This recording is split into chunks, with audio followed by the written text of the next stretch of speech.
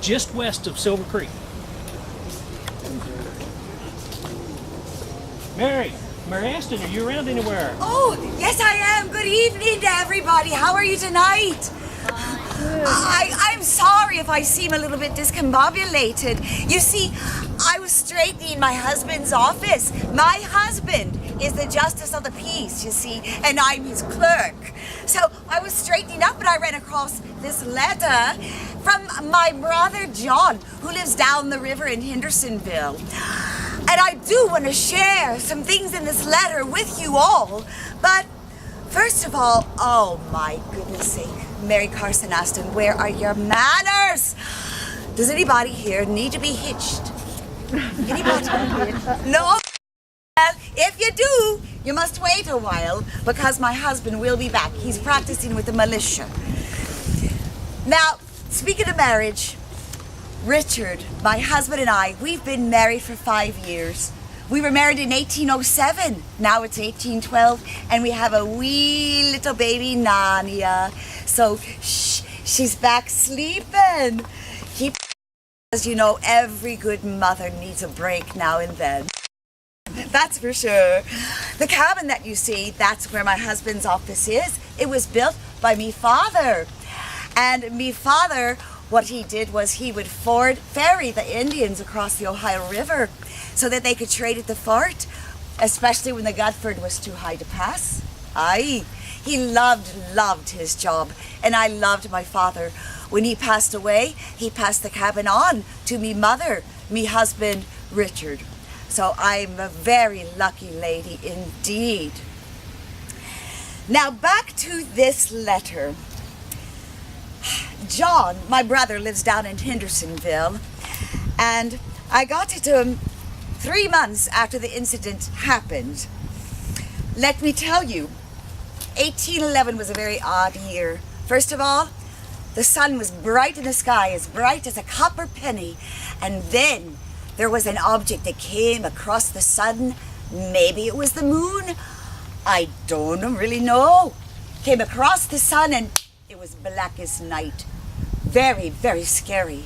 And the next odd thing that happened, believe it or not, it was very odd because you would look up in the sky in the middle of the night.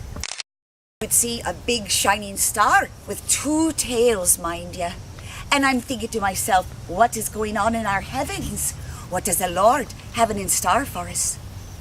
It makes you wonder, you know. But the oddest thing was once I was in my cabin and I heard a very strange noise, nothing like I'd ever heard before. And it scared me because I thought, engines. So I barred the door.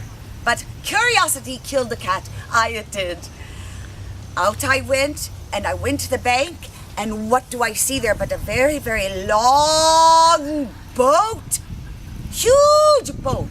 And it had 12 windows, like it had a little house on it. And then another little section up here, and it had a great big pipe going up with white smoke billowing out.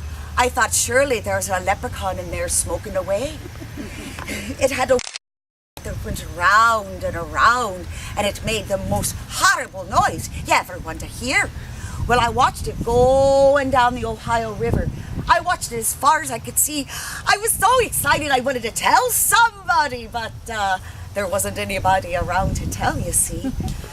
So when I finally got this letter, he wrote it to my husband and myself. Now, I can read some, but my husband read it to me. It turns out that it was a steamboat called the New Orleans Steamboat.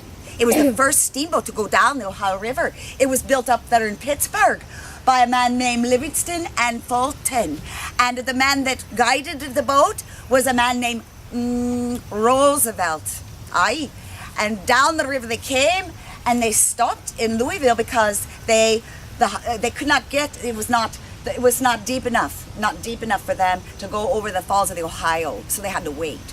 And when they waited there, that Roosevelt was a very smart man, because what he did was charge people. He charged them to take them back upstream. Nobody thought it could go back upstream, but it did. It did. And he made a lot of money, and his wife Lydia had a baby too while she was in Louisville. It was wonderful news. But this New Orleans steamboat was 26 feet wide and it cost him $40,000 to build it. It was 148 feet long. It had a 12-foot hull, a 34-cylinder steam engine that ran on wood and coal, and it went 10 miles per hour. Oh, amazing. And it was the first to travel from the Pittsburgh all the way to New Orleans. But now, before it got to Hendersonville, though, where my brother John lives, something happened. My husband Richard and I, we were in our cabin in the middle of the day. We're going about our business, and all of a sudden, we hear rumbling start. What is it? Well, it was so rumbling and the ground started shaking so bad, we thought it was a bunch of buffalo. And we had no clue. And we started to get scared because it got worse and worse and things were flying all over. It sounded like this. The cups were flying out of the cabinets. The plates were flying out of the cabinets as well. We both fell into each other. We fell down on the floor and we crawled under the table. We were scared for our lives. We were.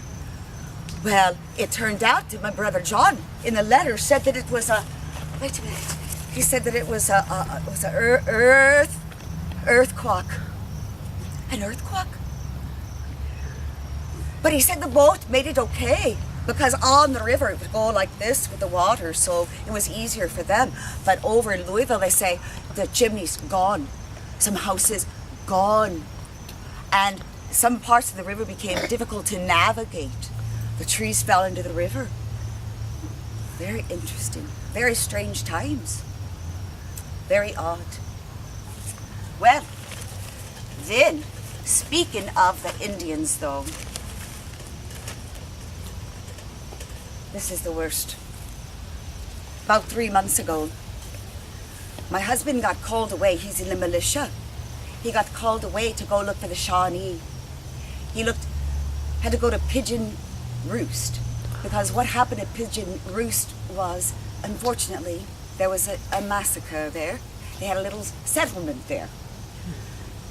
There were 22 people that were massacred altogether, scalped, stabbed, women and children. You see, the Shawnee were mad. We had taken away a lot of their land, and they were mad about it. Tecumseh was their chief. He wanted them all to unite so they could get their land back. It was horrible. And one of the ladies, she was out foraging in the woods, and she heard the horrible screaming, and she saw the buildings burning, and she had a little wee one in her hand with a blanket, so she ran as fast as she could to the blockade. But by the time she got there, she realized she had smothered her poor baby. God rest all their souls. Never caught the Shawnee. My husband got back safe and sound. Thank the Lord. But when you go on your way, may you stay safe and sound as well, and keep your ears open.